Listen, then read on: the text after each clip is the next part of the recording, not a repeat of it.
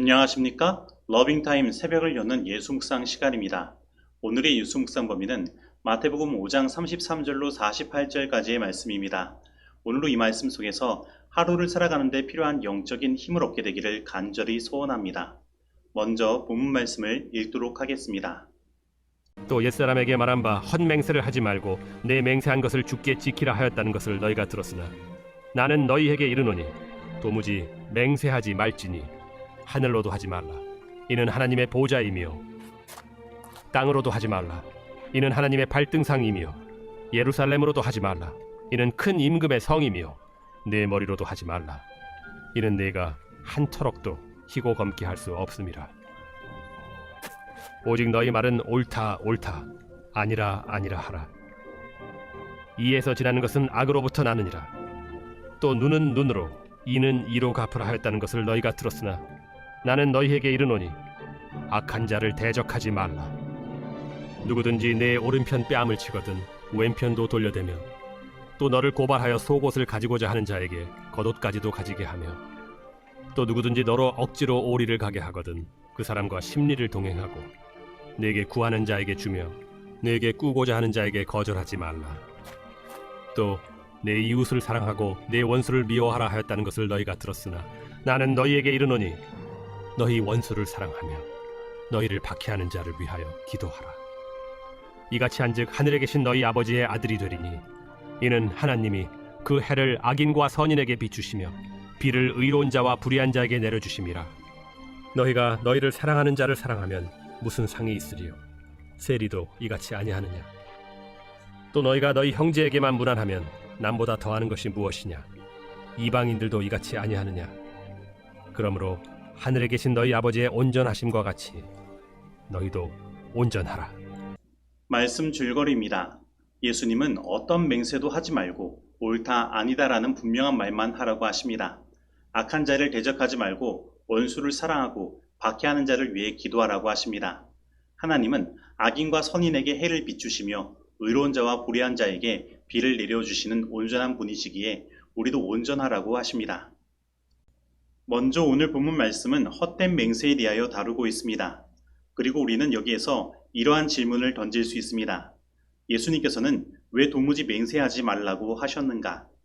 그래서 생각해보면 사실 맹세라고 하는 것은 단지 사람의 말이 그 자체로 신뢰할 수 없을 때 필요한 것입니다. 따라서 맹세를 한다고 하는 것은 그 속에 진실하지 못하다는 의미가 내포되어 있는 것입니다. 그래서 예수님의 이 말씀은 우리에게 진실한 사람이 되도록 요구하고 있는 것입니다. 그런데 오늘 본문 말씀은 이 맹세를 하지 말아야 할 네 가지 대상에 대하여 이야기하는데 그것은 바로 하늘, 땅, 예루살렘, 내 머리입니다. 그리고 그 이유를 하늘은 하나님의 보좌이고 땅은 하나님의 발등상이고 예루살렘은 큰 임금의 성이고 내 머리는 한터럭도 희고 검게 할 수 없기 때문이라고 말합니다. 그래서 살펴보면 하나님의 보좌, 하나님의 발등상, 큰 임금의 성, 예루살렘 이러한 것들은 하나님이 계신 성소를 생각나게 하는 것들임을 보게 됩니다. 그리고 그와 반면에 내 머리는 한터럭도 희고 검게 할 수 없는 연약한 인간의 모습을 나타내는 것입니다. 그러면 예수님께서 하나님의 이 성소를 향하여 맹세하지 못하도록 하신 이유는 무엇입니까? 그것은 시편 89편 14절에서 말하는 것처럼 의와 공의가 주의 보좌의 기초이고 인자함과 진실함이 주 앞에 있기 때문입니다. 즉 하나님의 성소에서 통치하시는 하나님의 통치하심 앞에서는 헛된 맹세, 곧 거짓이 있을 수 없는 것입니다. 그러나 우리 인간들은 이 하나님의 의와 공의에서 멀어서 자신의 이익을 위해 진실하지 못한 선택을 합니다. 그래서 인간을 향하여 맹세를 하여도 그것은 아무 소용이 없는 것입니다. 왜냐하면 인간은 연약하여 그 맹세를 지킬 수 없기 때문입니다. 그래서 예수님은 우리가 그렇게 연약한 존재이기 때문에 거짓 맹세를 할 가능성을 차단하기 위해 옳다, 아니다 라는 간단한 단순한 말을 하라고 말씀하시는 것입니다. 즉, 우리의 언어는 우리 이성적 사고와 훈련을 통해 거짓에서 멀어지고 더 순화되어야 하는 것입니다. 그러나 우리 인간은 아무리 훈련하고 노력하여도 인간의 본성에 각인된 죄된 연약함에서 벗어날 수 없습니다. 우리는 그 욕심 앞에 무너지고 넘어지는 것입니다. 그래서 때때로 진실되지 못한 나의 모습을 발견하고 마음의 괴로움을 경험하기도 하는 것입니다. 그래서 하나님의 보좌와 우리는 더욱 간격이 벌어져 보이는 것입니다. 그런데 사실 오늘 본문의 말씀을 살펴보면 우리는 더 좌절하게 됩니다. 왜냐하면 악한 자를 대적하지 말고 누구든지 오른뺨을 치거든 왼뺨도 돌려대며 너를 송사하여 속옷을 가지고자 하는 자에게 겉옷까지도 가지게 하고 억지로 오리를 가게 하거든 심리를 같이 가고 구하는 자에게 꾸고자 하는 자를 거절하지 말며 내 원수를 사랑하고 핍박받는 자를 위하여 기도하라는 예수님의 말씀은 우리의 본성과 반하는 그러한 말씀이기 때문입니다. 예수님은 오늘 본문에서 이렇게 질문하십니다. 너희가 너희를 사랑한 자를 사랑하면 무슨 상이 있으리요? 세리도 이같이 아니하느냐? 또 너희가 너희 형제에게만 무난하면 남보다 더 하는 것이 무엇이냐? 이방인들도 이같이 아니하느냐? 즉 우리 그리스도인은 세상의 사람들과 다른 품성을 가진 존재가 되어야 한다는 것입니다. 그런데 사실 인간적으로 이러한 예수님의 질문은 우리가 분명히 그렇게 해야 하지만 연약한 우리가 그렇지 못하기 때문에 무엇인가 우리에게 답답함을 안겨줍니다. 그러면 우리는 어떻게 해야 합니까? 우리는 이 문제를 어떻게 풀 수 있습니까? 우리는 이 문제를 푸는 길을 48절에서 찾을 수 있습니다. 그러므로 하늘에 계신 너희 아버지의 온전하심과 같이 너희도 온전하라. 그러면 하늘에 계신 아버지의 온전하심은 무엇입니까? 우리는 사실 하나님의 온전하심이 무엇인지를 오늘 본문에서 이미 다 보았습니다. 하나님 아버지의 온전하심은 악한 자를 대적하지 말고 누구든지 오른뺨을 치거든 왼뺨도 돌려대며 너를 송사하여 속옷을 가지고자 하는 자에게 겉옷까지도 가지게 하고 억지로 오리를 가게 하거든 심리를 같이 가고 구하는 자에게 주고 꾸고자 하는 자를 거절하지 말며 내 원수를 사랑하고 핍박받는 자를 위하여 기도하는 모습이 나타내는 사랑의 품성이 바로 우리 하나님의 품성인 것입니다. 그리고 예수님은 이 땅에 오셔서 바로 이러한 삶을 사시고 십자가에 달려 돌아가신 것입니다. 그래서 우리는 여기서 다시 하나님의 통치하심을 생각해 보아야 합니다. 우리는 마태복음 5장 34에서 35절 말씀에서 이 하늘이 하나님의 보좌이고 이 땅이 하나님의 발등상이 됨을 보았습니다. 그래서 이것은 우리들에게 하나님의 성소를 떠오르게 하는 것이고 하나님은 이 성소에서 의와 공의로 다스리고 계시는 것입니다. 그런데 시편 89편 14절에서 인자함과 진실하심이 주의 앞에 있다고 말씀하신 것처럼 우리는 하나님의 그 의와 공의의 통치하심을 하나님의 인자하심과 진실하심을 통해 바라보고 체험하게 되는 것입니다. 그러면 인자와 진실은 무엇입니까? 먼저 인자는 하나님의 언약적 사랑을 나타내고 진실함은 하나님은 그 사랑을 변덕 있게 하시는 것이 아니라 아주 성실하게 변함 없이 사랑을 하신다는 것입니다. 그리고 이것이 바로 하나님의 온전하심이며 하나님의 율법의 이 온전함을 예수님께서는 이 땅에 오셔서 그러한 온전한 사랑의 삶을 사시고 십자가에서 달려 돌아가심으로 증명하신 것입니다.